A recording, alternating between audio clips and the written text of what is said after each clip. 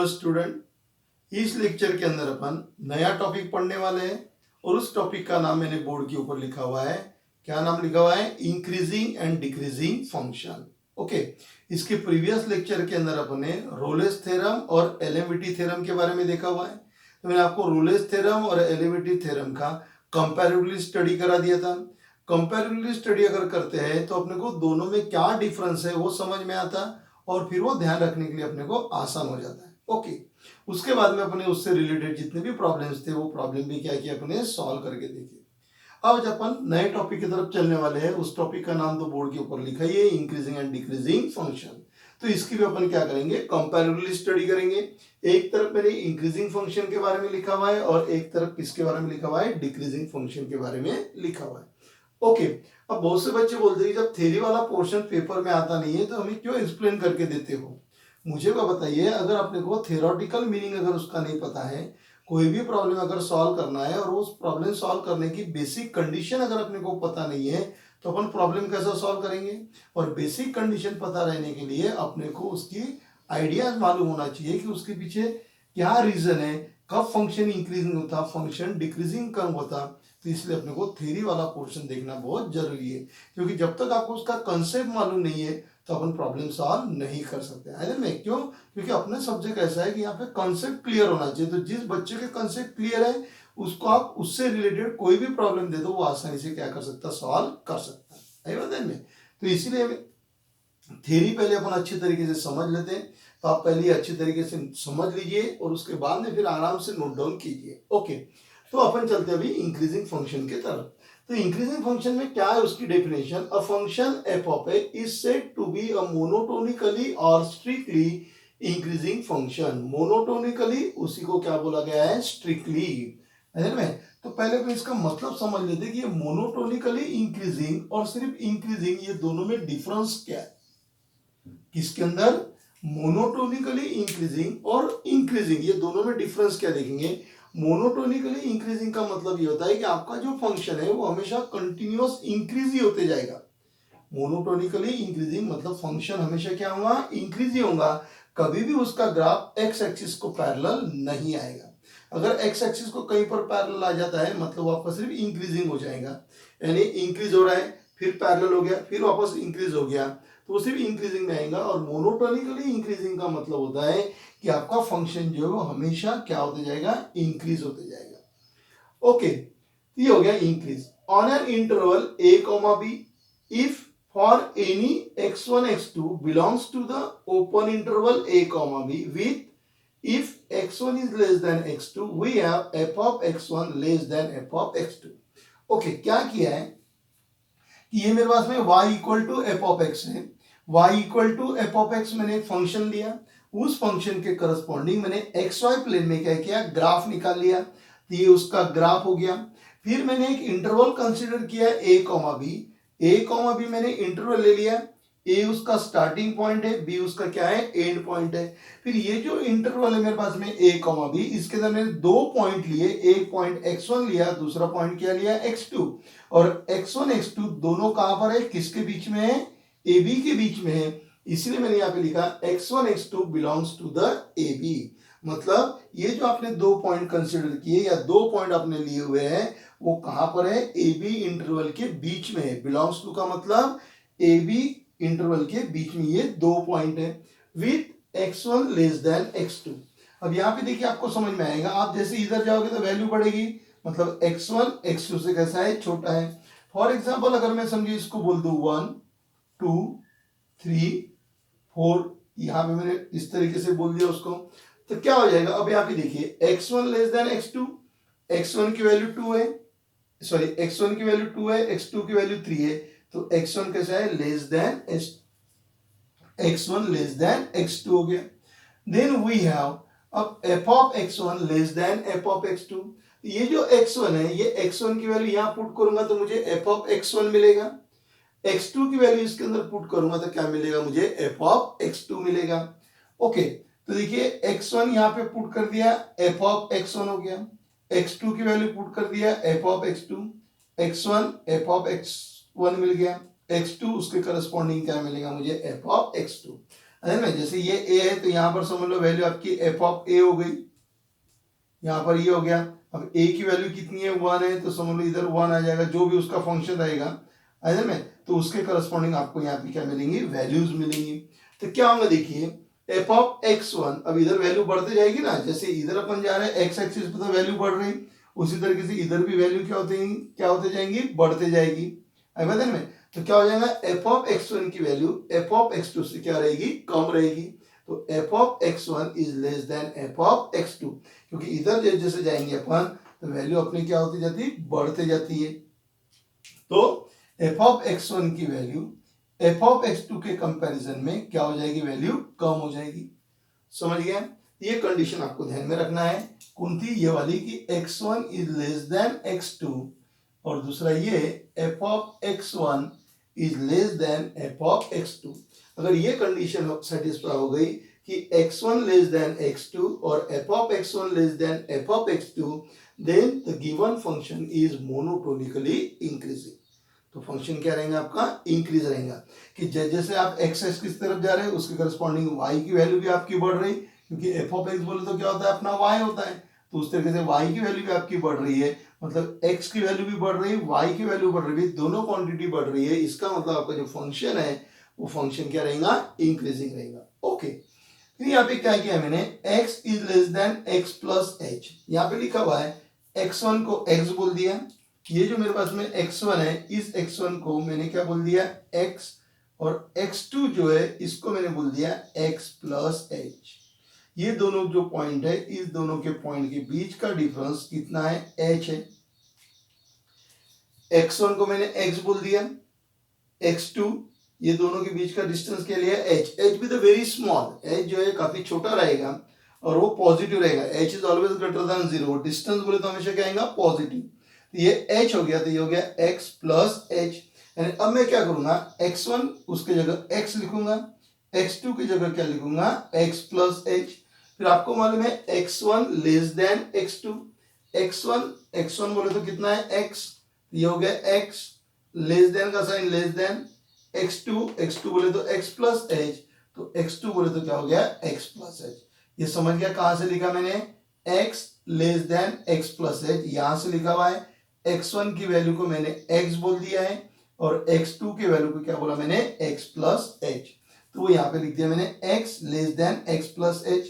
फिर ये वैल्यू मैं फंक्शन में पुट करूंगा, x पुट करूंगा तो मुझे f ऑफ x मिलेगा, x प्लस h पुट करूंगा तो क्या मिलेगा, x प्लस h मिलेगा।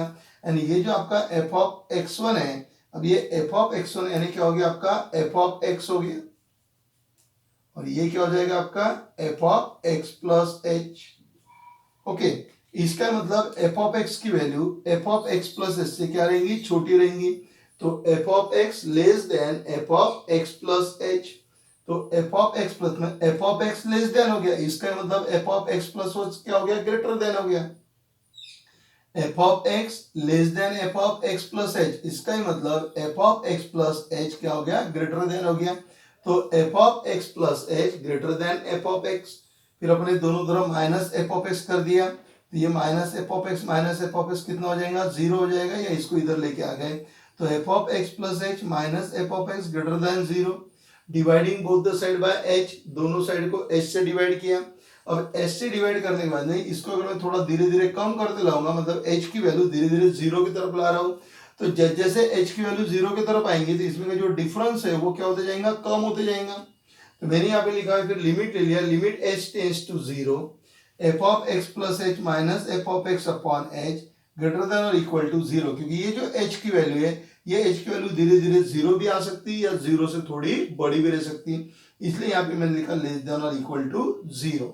ओके, और फर्स्ट प्रिंसिपल से ये क्या है, डेफिनेशन है किसकी, डेरिवेटिव्स की, तो ये जो है इसको बोलते हैं f डैश x, है ना, क्योंकि it is the first order principle, और ये फर्स्ट ऑर्डर प्रिंसिपल मतलब क्या है, f डैश x। तो इसको जो पूरा डिनोट करते हैं f डैश x से डिनोट करते हैं, तो f dash x greater than और इक्वल टू 0, ये हो गई आपकी इंक्रीजिंग फंक्शन की कंडीशन, है ना, f dash x greater than और इक्वल टू 0। भाई बंधन में सिंपल था, इसके अंदर एक आपको इंटरवल लेना है a b, A B interval के अंदर 2 पॉइंट लेना है, x1 is less than x2 हो जाएगा। x1 को आपने x बोल दिया, ये दोनों के बीच का डिस्टेंस h है, करके x2 क्या हो गया, x plus h, x1 less than x2, तो x1 की जगह x आएगा, x2 की जगह x प्लस आएगा, x प्लस h आएगा। ये दोनों वैल्यू अपन फंक्शन में पुट करेंगे तो आपको मालूम है कि f of x plus h उसकी वैल्यू f ऑफ x से ज्यादा है, तो f of x plus h greater than f of x, और फिर उसको क्या किया अपने फर्स्ट डेरिवेटिव में लाने के लिए आपने उसको ये कन्वर्शन किया, तो ये आपकी हो गई फंक्शन इंक्रीजिंग की कंडीशन। है बता में, तो इस तरीके से अपन ने देखा फंक्शन इज इंक्रीजिंग। तो क्या चीज ध्यान में रखोगे आप, x1 is less than x2, then f of x1 is less than f of x2, और उसकी कंडीशन क्या है, f dash x greater than और equal to 0, means the function is increasing. Function क्या हो गया, इंक्रीजिंग। और मोनोटोनिकली बोलेंगे तो आपका फंक्शन कभी भी 0 नहीं आएगा, क्योंकि x एक्सिस को पैरेलल नहीं रहेगा ना। जब x एक्सिस को पैरेलल नहीं रहेगा तो कभी भी 0 नहीं आएगा। तो अभी हमने अपने इंक्रीजिंग फंक्शन का देखा, अब डिक्रीजिंग फंक्शन की तरफ चलते हैं। अगर दोनों को कंपैरेटिवली स्टडी करते हैं, यहाँ पे दिया हुआ है a function f of x is said to be monotonically और स्ट्रिक्टली डिक्रीजिंग। यहाँ पे क्या था, इंक्रीजिंग था, यहाँ पे क्या है, decreasing. Function on an interval a, b if for any x1 x2 belongs to ab with if x1 less than x2 we have f of x1 greater than f of x2। पूरा same है, सिर्फ change यहाँ पर ये कि f of x1 less than f of x2 और यहाँ पे f of x1 greater than f of x2।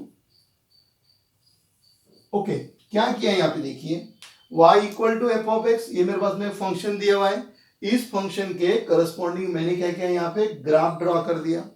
तब ये ग्राफ मैंने निकाल लिया है इस तरीके से। फिर मैंने ये जो इंटरवल लिया a, b, जैसे यहाँ पर भी अपने a, b इंटरवल लिया था, यहाँ पर भी मैंने a, b इंटरवल ले लिया है। उस इंटरवल के अंदर मैंने 2 पॉइंट लिए, एक पॉइंट x1 लिया, दूसरा पॉइंट क्या लिया मैंने, x2 लिया। तो x1 x2 belongs to the open interval a b, मतलब x1 और x2 ये जो 2 पॉइंट है, ये दोनों पॉइंट कहां से लिया मैंने, इंटरवल के बीच में ले लिया। किस तरीके से लिया, x1 less than x2, x1 less than x2, वही कंडीशन करते हैं यहाँ पे।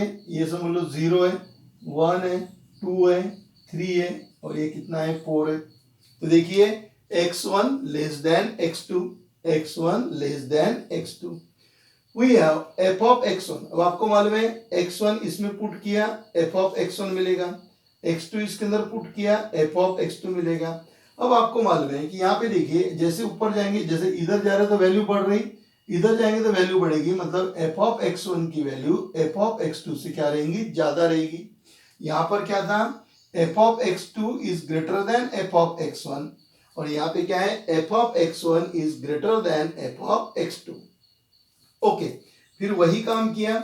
ये जो x है मेरे पास में, x1 है, इसको मैंने x बोल दिया, और ये दोनों के बीच का जो डिस्टेंस है, ये डिस्टेंस कितना लिया, h। तो इसका मतलब ये क्या हो जाएगा, x प्लस h हो जाएगा। मतलब x1 उसके जगह में x लिखूंगा, x1 की जगह x लिखूंगा, x1 की जगह x लिखूंगा, और ये जो पॉइंट है x2 उसकी जगह क्या लिखेंगे, x प्लस h। तो आपके पास में x1 लेस देन x2 है, x1 उसकी जगह x हो गया, तो x1 की जगह x, x2 की जगह x प्लस h। ओके, अब क्या करूंगा मैं, ये वैल्यू पुट करूंगा, x की वैल्यू यहाँ पुट करूंगा, ये जो x है ये x की वैल्यू यहाँ चले गई, ये जो आपका f ऑफ x1 है, ये f ऑफ x1 क्या बन जाएगा आपका, f ऑफ x बन जाएगा, और ये क्या बनेगा आपका, f of x plus h बनेगा। तो अब देखिए f ऑफ x इसके कंपैरिजन में कैसा है, बड़ी वैल्यू है, तो f of x is greater than f of x plus h। यहाँ पे क्या था, f of x less than f of x plus h, वहां पे क्या हो जाएगा, f of x greater than f of x plus h। ये डायग्राम में आपको बता दिए कि ये वैल्यू बड़ी है और ये वैल्यू क्या है, छोटी है।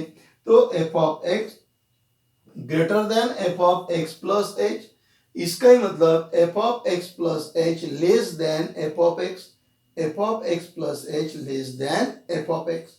फिर इस टर्म को इधर लेके आएगा तो ये minus f of x dividing both the side by h taking the limit h tends to zero, क्योंकि इसमें का डिफरेंस मुझे धीरे धीरे क्या करते रहना है, जीरो तक लाना है।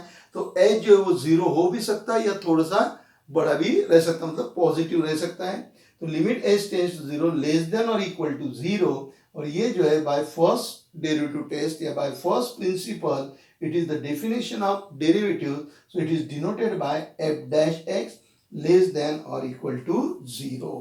So it is the condition of the function is decreasing. Function increase हो रहा तो f dash x greater than or equal to 0. Function अगर decrease हो रहा तो f dash x less than or equal to 0. Okay, यहां तक समझ गया। अब देखिए यहाँ पे मोनोटोनिकली और स्ट्रिक्टली इंक्रीजिंग, इंक्रीजिंग इसका मतलब क्या हो गया है, f dash x is greater than zero. अगर आपको मोनोटोनिकली इंक्रीजिंग बोला तो ये कंडीशन यूज करेंगे आप, कौन सी, f dash x greater than zero. ये इक्वल टू नहीं आएगा, क्यों, क्योंकि ये किसके अंदर आएगा, सिर्फ इंक्रीजिंग फंक्शन में आएगा। ये स्ट्रिक्टली का मतलब क्या होता है कि कभी भी उसका जो ग्राफ है वो एक्स एक्सिस को पैरेलल नहीं आएगा, और एक्स एक्सिस को पैरेलल नहीं आएगा मतलब वो जीरो नहीं रहेगा, तो इसलिए यहाँ पे इक्वल टू साइन चलेगी। तो उसी तरीके से यहाँ पे लिखा है मोनोटोनिकली डिक्रीजिंग, तो मोनोटोनिकली डिक्रीजिंग के लिए क्या रहेगा, F dash x less than zero. ये दो तीन चीजें आप अच्छी तरीके से समझ लो। पहला x1 लेस देन x2, उधर भी x1 less than x2, f of x1 less than f of x2, f of x1 greater than f of x2। कहने का मतलब क्या है इसके अंदर कि आपकी x की वैल्यू बढ़ रही तो y की भी वैल्यू बढ़ रही। इसके अंदर क्या हो रहा, x की वैल्यू बढ़ रही, y की वैल्यू कम होते जा रही। जैसे x की वैल्यू बढ़ेगी y की वैल्यू क्या होती जाएगी, कम होते जाएगी, है ना। So this is the difference between increasing function and decreasing function.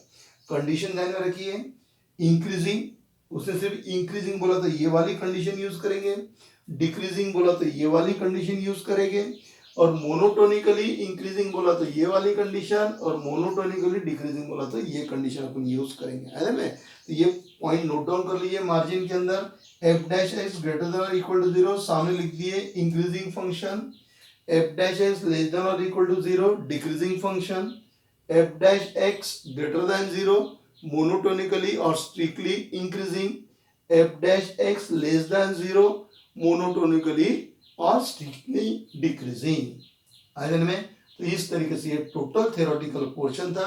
ये टोटल थ्योरी पे से अपने को चार चीजें समझ में आ गई। कौन सी चार चीजें अपने को समझ में आ गई, कि फंक्शन इंक्रीजिंग है, ये स्ट्रिक्टली इंक्रीजिंग है, डिक्रीजिंग है, और ये स्ट्रिक्टली डिक्रीजिंग है ना। में अब देखिए थ्योरी आपको समझ गई, तो थ्योरी में से आपको ये चार पॉइंट क्लियर हो गए। विदाउट थ्योरी अपने को समझते नहीं थे, है बता में। तो अच्छी तरीके से नोट डाउन कर लीजिए, फिर अपन इसके रिलेटेड जो प्रॉब्लम है, इंक्रीजिंग और डिक्रीजिंग फंक्शन से जो रिलेटेड प्रॉब्लम है वो अपन क्या करते हैं, सॉल्व करेंगे, है में। ओके,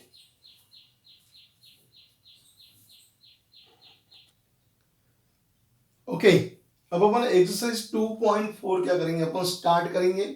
इसके पहले अपने थ्योरी देखी थी इंक्रीजिंग फंक्शन और रिलेटेड फंक्शन में, चार पॉइंट आपको नोट डाउन करने के आपको बोले थे। अब यहाँ पे अपने को एक्सरसाइज 2.4 अपने को स्टार्ट करना है। तो 2.4 उसमें का क्वेश्चन नंबर 1 क्या दिया है, test whether the following function are increasing और डिक्रीजिंग। तो ये जो आपको फंक्शन दिया हुआ है आपको चेक करना है ये फंक्शन इंक्रीजिंग है या डिक्रीजिंग है। तो फिर अपने को पहले वो थ्योरी थोड़ी सी मालूम होना चाहिए कि इंक्रीजिंग के लिए कौन सी कंडीशन रहती है और डिक्रीजिंग के लिए कौन सी कंडीशन है। फंक्शन अगर इंक्रीज हो रहा है इसका ही मतलब F dash x greater than और इक्वल टू जीरो। अरे मैं आप बोलते तो मैं यहाँ पे लिख के देता हूं आपको, फंक्शन अगर समझ लो मेरा इंक्रीज हो रहा, इंक्रीजिंग अगर बोले तो कंडीशन क्या आपके पास में, F dash x greater than और इक्वल टू जीरो। और फंक्शन अगर आप डिक्रीजिंग बोलोगे, सो डिक्रीजिंग के लिए कंडीशन क्या है, f dash x less than और इक्वल टू जीरो। में तो उसने आपको बोला है कि test whether the function are increasing और डिक्रीजिंग। ये कंडीशन सेटिस्फाई हो गई तो फंक्शन इंक्रीजिंग, ये कंडीशन सेटिस्फाई हो गई तो फंक्शन डिक्रीजिंग। ओके, तो चलिए अपन सॉल्व करते हैं। अब ये मुझे एफ ऑफ एक्स दिया हुआ है, ये चेक कर रहे हैं तो क्या लगेगा अपने को, डेरिवेटिव्स लगेगा। These are the condition by which we check whether the function is increasing or decreasing. तो फिर अपने को क्या लगेगा, पहले उसका क्या लगेगा, डेरिवेटिव्स लगेगा. तो पहले मैं इसका डेरिवेटिव्स निकाल लेता हूं. तो differentiating with respect to x, f of x का derivatives f dash x, x cube का derivatives 3x square minus x square का डेरिवेटिव ट्वाइस x, 6 से मल्टीप्लाई करेंगे तो कितना हो जाएगा 12x प्लस 12, x का डेरिवेटिव 1 और 16 का डेरिवेटिव क्या हो जाएगा 0 हो जाएगा. तो ये मुझे इसका डेरिवेटिव मिला 3x square minus 12x plus 12. सभी के इसमें 3 है तो 3 कॉमन निकाल लेता. ये हो गया x square minus 4x plus 3. Okay, अब इसका फैक्टर गिराना अपने को. तो x square minus 4x plus 3, इसके फैक्टर क्या गिर जाएंगे. So that is equal to 3 in bracket x square. बोलिए फैक्टर क्या गिरेंगे. ये देखिए ये वाली दो टर्म है 3 इंटू एक्स, ये हो गया आपका 3 आ गया 1 और कांस्टेंट टर्म और स्क्वायर टर्म का कोएफिशिएंट इनका मल्टीप्लिकेशन पॉजिटिव आ गया, पॉजिटिव आ गया मतलब ये दोनों साइन सेम रहती. ये टर्म्स पॉजिटिव है तो ये दोनों टाइम सेम रहेगी. यानी इसका मतलब मल्टीप्लीकेशन 3 और डिफरेंस इतना आने को ना, ये ले लिया मैंने यहाँ पे इस तरीके से नंबर आ जाएगा बराबर. ओके, तो x square minus x minus 3x plus 3, ये हो गया 3 टाइम्स, यहां से x कॉमन निकाल लिया तो ये हो गया x माइनस 1, माइनस 3 कॉमन निकाल लेता तो x minus 1. So that is equal to 3 times x minus 1 और ये आ जाएगा x माइनस 3. ओके,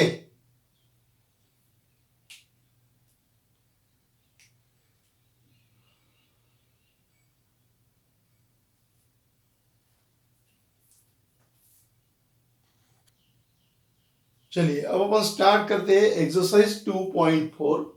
इसके पहले अपन ने थ्योरी देखी थी इंक्रीजिंग फंक्शन और डिक्रीजिंग फंक्शन से रिलेटेड पूरी थ्योरी देखी थी. उसमें आपने 4 पॉइंट नोट डाउन किए थे. फंक्शन इंक्रीजिंग है तो f dash x greater than और इक्वल टू 0. फंक्शन डिक्रीजिंग है तो f dash x less than और इक्वल टू 0. मोनोटोनिकली इंक्रीजिंग बोले तो f dash x greater than 0 और मोनोटोनिकली डिक्रीजिंग बोले तो f dash x less then 0. है ना, वो 4 कंडीशन आपको ध्यान में रखना है. तो एक्सरसाइज 2.4 उसमें का क्वेश्चन नंबर 1 उसने बोला है test whether the following function are increasing और डिक्रीजिंग. तो आपको चेक करना है कि ये जो आपको फंक्शन दिया हुआ है ये फंक्शन इंक्रीज हो रहा कि डिक्रीज हो रहा. इंक्रीजिंग की कंडीशन मालूम है f dash x greater than और इक्वल टू 0 और डिक्रीजिंग की कंडीशन क्या है f dash x less than और इक्वल टू 0. ओके, वो अच्छे तरीके से ध्यान में रखिए. अब इसका क्या निकालना पड़ेगा, मुझे डेरिवेटिव निकालना पड़ेगा क्योंकि कंडीशन में f डैश एक्स है. तो मैं क्या करूंगा, इसका पहले डेरिवेटिव्स फाइंड आउट कर लूंगा. तो यहां पे लिखता हूं differentiating with respect to x, f of x का derivatives f dash x, x cube का derivatives 3x square minus x square का डेरिवेटिव 2x, इसको मल्टीप्लाई करेंगे तो कितना हो जाएगा 12x प्लस 12x का डेरिवेटिव कितना हो गया 12 और इसका डेरिवेटिव कितना हो जाएगा 0. सभी में से 3 कॉमन है तो बाहर निकाल लेता हूं. ये हो गया x स्क्वायर माइनस 3 बाहर हो जाएगा तो 4x प्लस 4.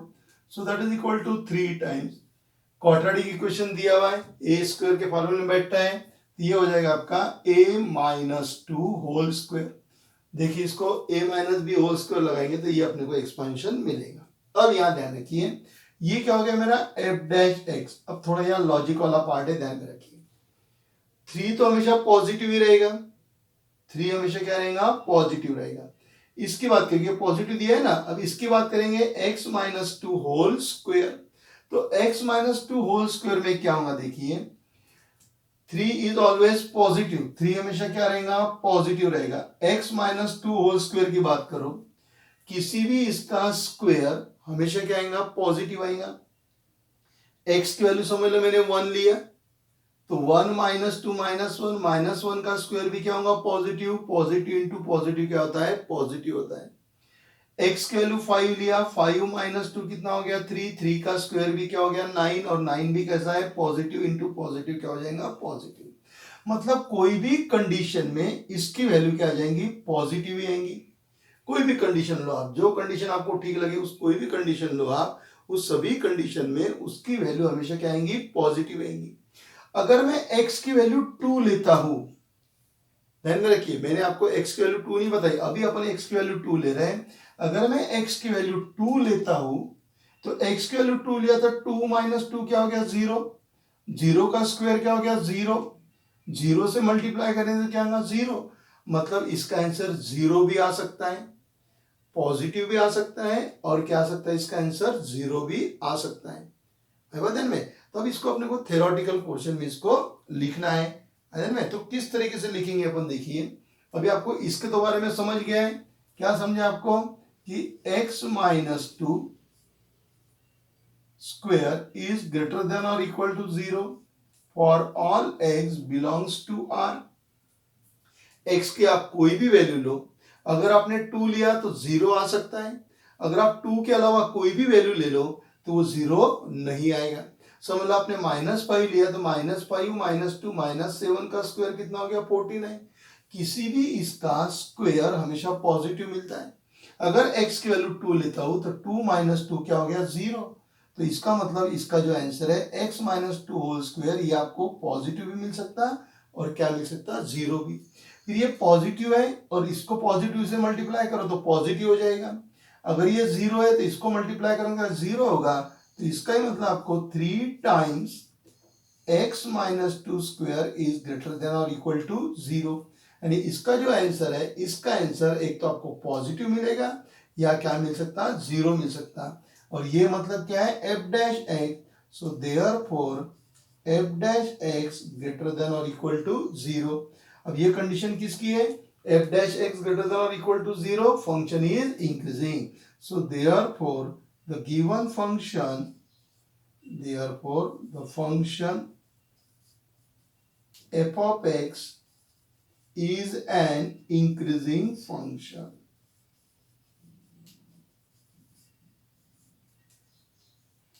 समझ गया, क्योंकि ये कंडीशन सेटिस्फाई हो गई और ये कंडीशन किसकी है, इंक्रीजिंग फंक्शन की कंडीशन है। आई बात में, ये आपको समझ गया। मेन ये आपको समझना है कि 3 तो पॉजिटिव है, इसके बारे में सोचेंगे अपन, किसी भी इसका स्क्वायर क्या आता, पॉजिटिव आता है। सिर्फ 0 आता है कि नहीं वो चेक कर लो।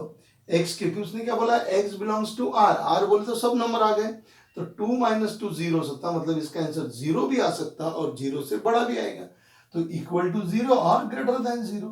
फिर आपने उसको सॉल्व कर दिया और ये जो कंडीशन है ये किसकी हो गई, फंक्शन इंक्रीजिंग की। है ध्यान में।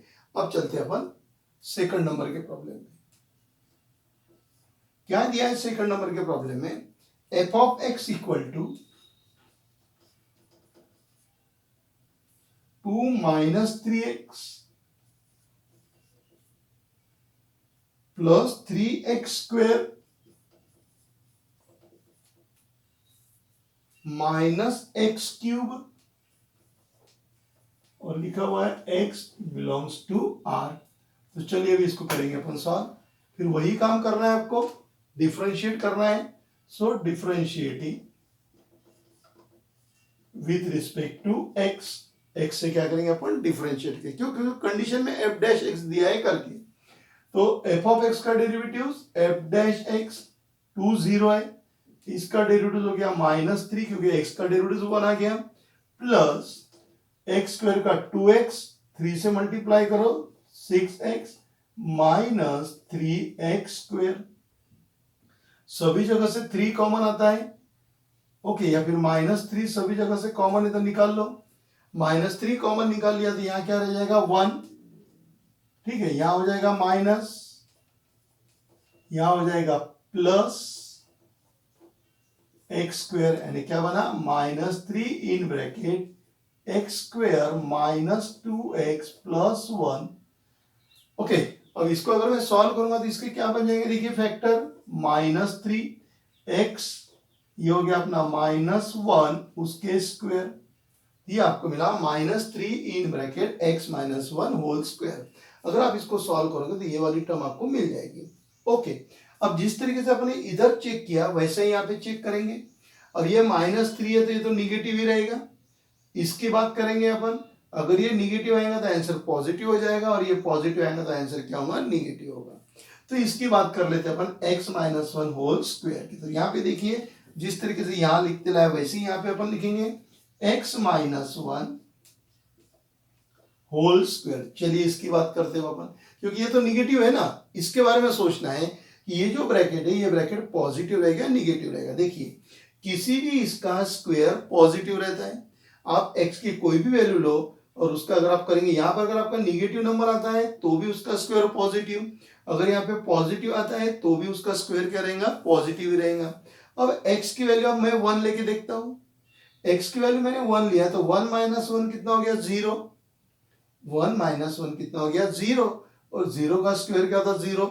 मतलब ये जो ब्रैकेट है ये ब्रैकेट आपको पॉजिटिव भी दे सकता और 0 भी दे सकता। जैसे यहाँ पर इस ब्रैकेट ने आपको पॉजिटिव भी दिया था, और जब आपने x की वैल्यू 2 लिया था तो उसने क्या किया था, 0।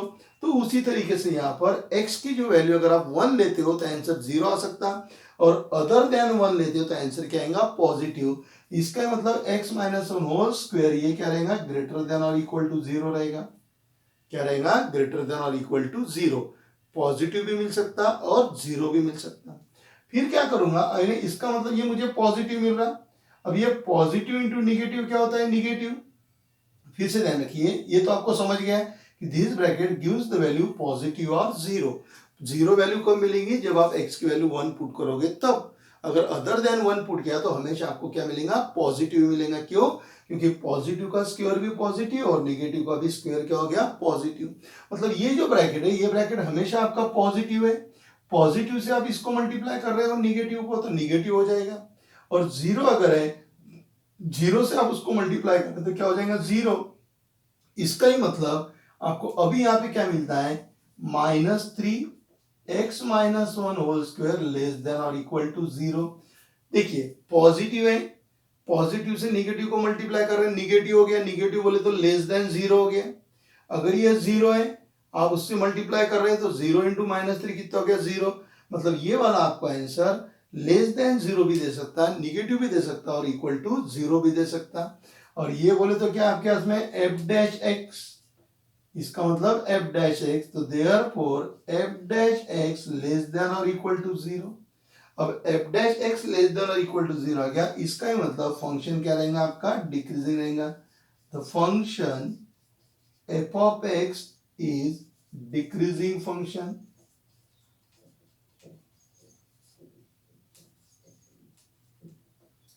Function f of x is an decreasing function. है देखिए कितना इजी प्रॉब्लम था। क्या करना था आपको, आपको जो फंक्शन दिया हुआ है उस फंक्शन में आपको डेरिवेटिव्स निकालना है, और डेरिवेटिव्स निकालने के बारे में, इसके बारे में आपको सोचना है कि ये फंक्शन जो है, मतलब ये जो आपको आया हुआ है टर्म्स, ये टर्म्स पॉजिटिव आती, 0 आती या निगेटिव आती। दोनों इसमें अपने वही किया, ये पॉजिटिव था, पॉजिटिव से पॉजिटिव को मल्टीप्लाई करेंगे तो पॉजिटिव हो जाता है, पॉजिटिव से निगेटिव को मल्टीप्लाई करेंगे तो निगेटिव आएगा। है ना, 0 0 तो कोई प्रॉब्लम नहीं है। ओके, समझ गया आपको अच्छी तरीके से। Okay, so it is the question number 1। देख लीजिए और इसको नोट डाउन कर लीजिए। बोर्ड के ऊपर मैंने क्वेश्चन नंबर 2 लिखा हुआ है। क्वेश्चन नंबर 2 देखिए क्या दिया हुआ है, find the value of x for which the following function are strictly increasing. इसके पहले भी अपने चेक किया कि whether the function is increasing और डिक्रीजिंग। है ना, तो इंक्रीजिंग और डिक्रीजिंग आपको समझ गया है। f dash x greater than और equal to 0 function is increasing, f dash x less than और equal to 0 the function is decreasing. Okay, अब उसने क्या बोला है, the function is strictly increasing. Strictly increasing मतलब इक्वल टू साइन निकल जाएगी और फंक्शन कैसा है, इंक्रीज हो रहा है। ओके, तो फिर अब उनको x की वैल्यू क्या करके देना है, फाइंड आउट करके देना है। तो किस तरह सॉल्व करते देख लीजिए प्रॉब्लम। पहले तो मुझे इसका डेरिवेटिव्स निकालना पड़ेगा। यहां पे लिखता हूं मैं differentiating with respect to x। f of x का डेरिवेटिव्स होता है f dash x, x cube का डेरिवेटिव हो गया 3x स्क्वायर, 3 से इसको मल्टीप्लाई करेंगे तो हो जाएगा 6x square minus x square का डेरिवेटिव 2x, इसको मल्टीप्लाई करेंगे तो कितना हो जाएगा 6x -12, x का डेरिवेटिव 1 और 6 का डेरिवेटिव 0। क्या कॉमन निकलता है? 6 कॉमन निकल गया। 6 कॉमन निकल गया तो ये हो गया x square minus x minus 2। अब ये आपके पास में क्वाड्रेटिक इक्वेशन आ गई, इसके फैक्टर गिराना है अपने को। एक्स स्क्वेयर माइनस, तो इसके फैक्टर क्या गिरेंगे? देखिए x square minus 2x plus x minus 2, ये हो गया 6। अब यहां से x कॉमन आ गया तो ये हो गया x माइनस 2 और ये हो जाएगा x माइनस 2। इसका मतलब एक आपके पास में रहेगा फैक्टर x माइनस 2 और दूसरा फैक्टर हो गया x प्लस 1। x माइनस 2 और x प्लस 1 हो गया। ये किसकी वैल्यू हो गई? f डैश x की। उसने आपको क्या बोला है? The function is strictly increasing. है में यहां पे अपन लिखेंगे the given function is strictly, strictly है ना, the given function is strictly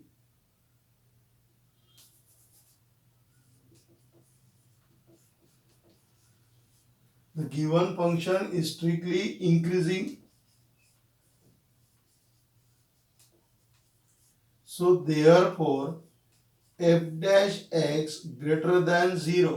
strictly increasing मतलब f dash x greater than 0, सिर्फ इंक्रीजिंग आता तो क्या होगा? ग्रेटर देन और इक्वल टू 0। स्ट्रिक्टली इंक्रीजिंग बोला करके क्या गया? Greater than 0। तो f dash x greater than 0, ये f dash x आपको दिया हुआ है तो यहाँ पे f डैश x लिख लेता हूं मैं 6 इन bracket x minus 2 x plus 1 greater than 0, क्योंकि f dash x it is the value of f dash x। ये क्यों लिखा आपने f dash x greater than 0? क्योंकि उसने बोला है strictly increasing and it is the condition of strictly increasing. फिर ये 6 को इधर ट्रांसफर कर दिया तो 0 हो जाएगा। अब अपने पास में रह गया x माइनस 2 और x प्लस 1 ग्रेटर देन 0। अब यहां पे देखिए मेरे पास में ये दो ब्रैकेट है और ये दो ब्रैकेट का प्रोडक्ट क्या हो रहा है? Greater than 0। अब समझ लो मेरे पास में दो नंबर है, पहले अपन समझ लेते क्या होगा। मेरे पास में दो नंबर है, एक नंबर समझ लो 3 है और दूसरा नंबर 2 है। अगर में ये दोनों नंबर अगर पॉजिटिव है तो इसका आंसर ग्रेटर देन 0 आएगा। दो नंबर है, पहला नंबर 3 है, दूसरा नंबर क्या है? 2। दोनों नंबर अगर पॉजिटिव है तो क्या होगा? ग्रेटर देन 0, मतलब पॉजिटिव आ जाएगा। या फिर दोनों नंबर अगर निगेटिव है तो भी क्या होगा? पॉजिटिव आएगा, क्योंकि ग्रेटर देन 0 है ना, मतलब इन दोनों का, ये दो जो नंबर है या दो जो ब्रैकेट है, इन दो ब्रैकेट का मल्टीप्लीकेशन क्या है? पॉजिटिव है। ग्रेटर देन 0 बोले तो पॉजिटिव। तो दो केस है अपने पास में, एक तो दोनों पॉजिटिव रह सकते हैं या दोनों क्या रह सकते हैं? निगेटिव रह सकते हैं। यानी this two bracket is positive और this two bracket is negative. दोनों अगर निगेटिव है तो माइनस माइनस प्लस होता है और दोनों पॉजिटिव है तो भी प्लस प्लस क्या होगा? प्लस है ना। तो यहाँ पे अपने पास में दो केस है। कितनी केस है? दो केस। कौन सी दो केस है? एक तो ये दोनों पॉजिटिव रहेंगे या फिर दोनों क्या रहेंगे? निगेटिव रहेंगे। क्यों? क्योंकि प्रोडक्ट इज पॉजिटिव और प्रोडक्ट पॉजिटिव कब है? दो नंबर का प्रोडक्ट पॉजिटिव कब रहता है? When both the number are positive और both the number are negative. तो चलिए फिर दो केस कंसीडर करेंगे। तो पहली केस 1, केस 1 की बात करेंगे। पहले दोनों पॉजिटिव ले लेंगे तो x minus 2 greater than 0, positive बोले तो greater than 0, x minus 2 greater than 0 and x plus 1 greater than 0। यानी इसको भी मैंने x माइनस 2 ग्रेटर देन 0, मतलब ये भी पॉजिटिव है और ये भी क्या है मेरे पास में? पॉजिटिव है। ओके, अब इसको इधर ट्रांसफर करूंगा तो क्या हो जाएगा? x ग्रेटर देन 2, इसमें प्लस 2 करूंगा ना, प्लस 2 करूंगा तो ये कट जाएगा तो 0 प्लस 2 कितना हो गया? 2 एंड x इधर चले जाएगा तो क्या हो जाएगा? x greater then minus 1। Okay, क्योंकि इधर का मुझे ये माइनस प्लस 1 उड़ा तो माइनस 1 करना पड़ेगा, ये इधर ट्रांसफर कर दो। अब मुझे मिला x ग्रेटर देन 2 और दूसरा मिला x greater then minus 1। Number line की बात कर लेते हैं। अब यहाँ पे देखिए ये नंबर लाइन मैंने यहाँ पे निकाल लिया। ये यहाँ पे आपके पास में माइनस 1 है, इधर 0 है और इधर कहीं तो भी 2 है। तो क्या बोलता है? x greater than 2, greater than 2 बोले तो आप इधर जाओगे, ग्रेटर देन बोले तो उधर जाओगे, ग्रेटर देन 2 और x ग्रेटर देन माइनस 1। तो x ग्रेटर देन माइनस 1 मतलब यहां जा रहे हैं मतलब x की वैल्यू आप कितनी लोगे, 2 लोगे। जहां से कॉमन पोर्शन स्टार्ट होता है ना, वो वैल्यू कंसीडर करना। x greater then -1, greater than बोले तो आप राइट हैंड साइड में जाते हो, तो x greater than 2, right hand side में गए, 2 से आगे जा रहे हैं। x ग्रेटर देन -1 से आगे जा रहे हैं। दोनों में कॉमन पोर्शन यहां से स्टार्ट हो रहा है, जहां से कॉमन पोर्शन स्टार्ट होता है वो अपना आंसर रहेगा। So therefore x greater than 2, तो इसका आंसर क्या हो जाएगा, x ग्रेटर देन 2। ये हो गई केस 1। अब लेंगे केस 2। केस 2 बोले तो क्या होगा, दोनों नंबर नेगेटिव। जैसे केस 1 में दोनों नंबर क्या लिए थे, पॉजिटिव। अब दोनों नंबर नेगेटिव, नेगेटिव बोले तो लेस देन, है ना, लेस देन 0, तो ये हो जाएगा मेरा x -2 less than 0 and x +1 less than 0। देखना, एक पॉजिटिव एक नेगेटिव मत लेना, दोनों पॉजिटिव या दोनों नेगेटिव। क्यों? क्योंकि उसने ग्रेटर देन 0 अपने को बोला हुआ है। तो x -2 लेस देन 0 मतलब ये नंबर नेगेटिव है।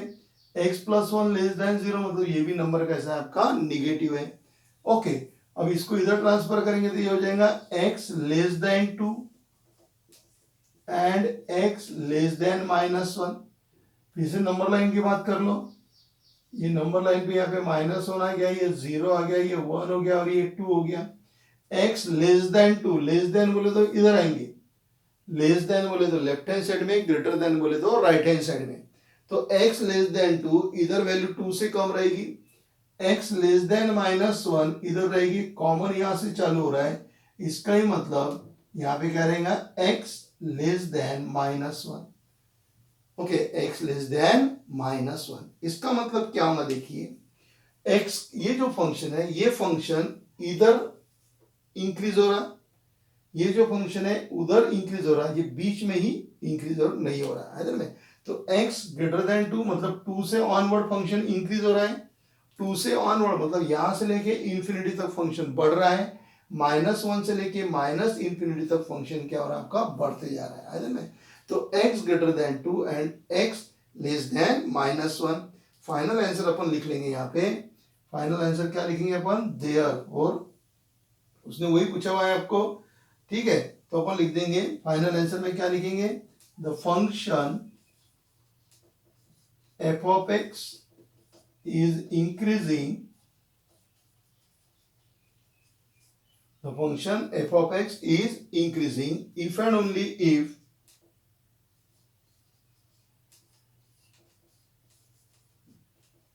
and only if x less than -1 and x greater than 2, x less than -1 और x greater than 2, और करना है एंड नहीं, और यानी इस कंडीशन में भी आपका बढ़ रहा है और इस कंडीशन में आपका बढ़ रहा है में। तो ये हो गया आपका पहला प्रॉब्लम सॉल्व। समझ गया क्या किया अपन ने, उसने आपको बोला है कि फंक्शन इंक्रीज हो रहा, इंक्रीज हो रहा मतलब f dash x greater than 0। ये जो आपको फंक्शन दिया उसका आपने डेरिवेटिव्स निकाल लिया, और डेरिवेटिव्स निकालने के बाद में आपको ये दो चीजें मिली, और ये प्रोडक्ट कैसा है, पॉजिटिव है। तो प्रोडक्ट पॉजिटिव, दो केस, एक तो दोनों पॉजिटिव रहेंगे या दोनों क्या रहेंगे, निगेटिव, और जहां से कॉमन स्टार्ट होता है वो अपना क्या रहेगा, आंसर रहेगा। तो यहां से x की वैल्यू ग्रेटर देन 2 और x की value less than -1। The function f of x is increasing if and only if x less than -1 और x ग्रेटर देन -2। है बदल में, तो नोट डाउन कर लीजिए इसको, फिर अपन चलते हैं नेक्स्ट प्रॉब्लम की तरफ। ओके, सेकंड प्रॉब्लम बोर्ड के ऊपर लिखा हुआ है। अब इसमें भी अपने को वही करना है। उसने बोला है function is strictly increasing, function is strictly increasing. तो पहले इसका डेरिवेटिव ले लेते अपन। So differentiating with respect to x, f of x का डेरिवेटिव क्या होता है, f डैश x, 3 कांस्टेंट है उसका डेरिवेटिव 0, 3x का डेरिवेटिव 3 माइनस x स्क्वायर का डेरिवेटिव 2x, 2 से मल्टीप्लाई करेंगे तो ये हो जाएगा -6x। ये हो गया प्लस में 3x स्क्वायर, क्योंकि x क्यूब का डेरिवेटिव कितना हो जाता है, 3x स्क्वायर। 3 सब में से कॉमन निकलता है तो 3 कॉमन निकाल लो, ये हो जाएगा 1 - 2x प्लस x स्क्वायर। अब इसको मैं क्वाड्रेटिक इक्वेशन को बराबर लिख लेता हूं पहले, x स्क्वायर -2x+1, अब उसके फैक्टर गिराना है अपने को, x² -2x+1, तो उसके फैक्टर क्या गिर जाएंगे, x² -2x + x+1, 3 हो गया। यानी ये पहला फैक्टर आ गया, x कॉमन निकाल के x -2x नहीं, ये गलत हो गया है, तो क्या हो जाएगा यहाँ पे, -2x के फैक्टर निकालना है, मतलब -2x और ये 3x हो गया।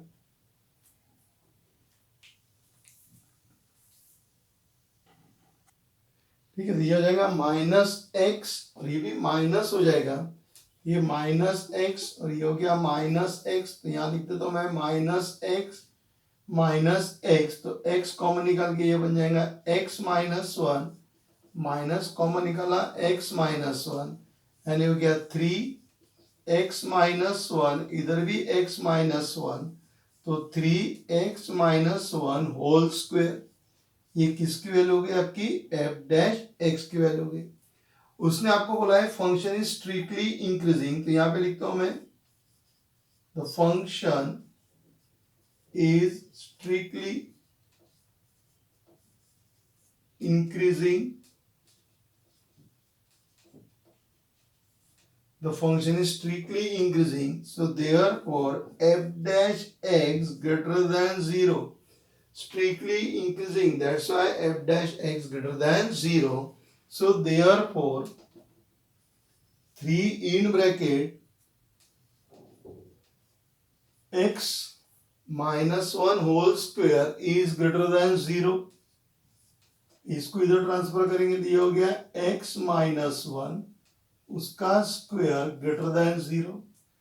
अब यहां पे अपन देख लेते हैं कि x -1 whole square greater than 0 है।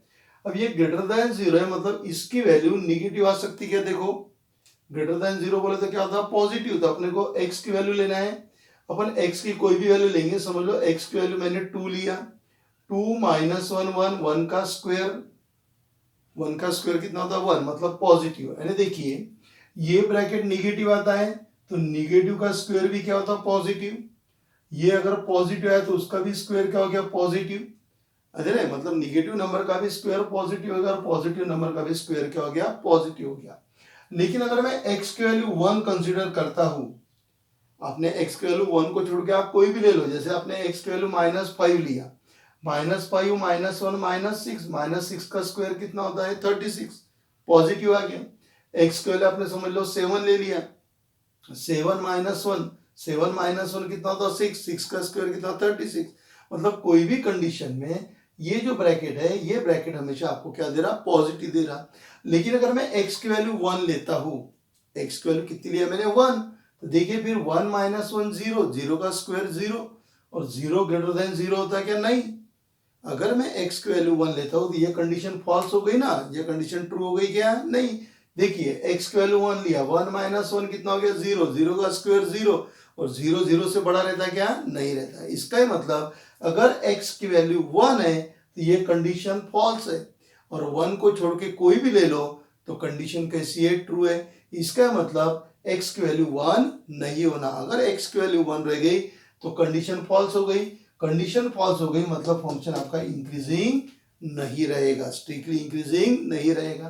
तो यह इसका मतलब लिखता हूं, सो देयरफॉर है ना कि x की वैल्यू 1 छोड़ के कोई भी वैल्यू चल जाएगी, तो x स्क्वायर ग्रेटर देन और equal to 0 for x is not equal to 1, x की वैल्यू 1 छोड़ के सभी जगह ये क्या रहेगा आपका पॉजिटिव रहेगा, मतलब कंडीशन ट्रू रहेगी। अब इसका फाइनल आंसर लिखना है, सो therefore f' greater than 0 for all x belongs to R, और किसको छोड़ के 1 को छोड़ के कोई भी नंबर पे ये कंडीशन ट्रू है, मतलब x की वैल्यू कोई भी नंबर दे सकते हैं, R बोले तो एनी नंबर, कोई भी नंबर लो, ये फंक्शन क्या है आपका, यानी ये जो कंडीशन है ये क्या रहेंगी ट्रू रहेगी, सिर्फ 1 को छोड़ पे, क्योंकि 1 पे ये कंडीशन क्या है आपकी फॉल्स है। में तो इसका मतलब x क्या रहेगा आपका, x बिलोंग्स टू r, सिर्फ 1 को छोड़ के, बाकी सभी जगह ये फंक्शन क्या रहेगा आपका, इंक्रीजिंग रहेगा, स्ट्रिक्टली इंक्रीजिंग। समझ गए यहां तक? ओके, तो नोट डाउन कर लीजिए। ओके, अच्छे से आप इसको नोट डाउन कर लो। फिर इसके बाद के जो प्रॉब्लम्स है वो अपन नेक्स्ट लेक्चर के अंदर क्या करेंगे, स्टार्ट करेंगे। तो इस लेक्चर में अपने क्या क्या देखा, इस लेक्चर में अपने थ्योरी देखा इंक्रीजिंग और डिक्रीजिंग फंक्शन की, उसके हिसाब से अपने 4 कंडीशन लिखा, इंक्रीजिंग की 2 कंडीशन, डिक्रीजिंग की आपके इसमें 2 कंडीशन है।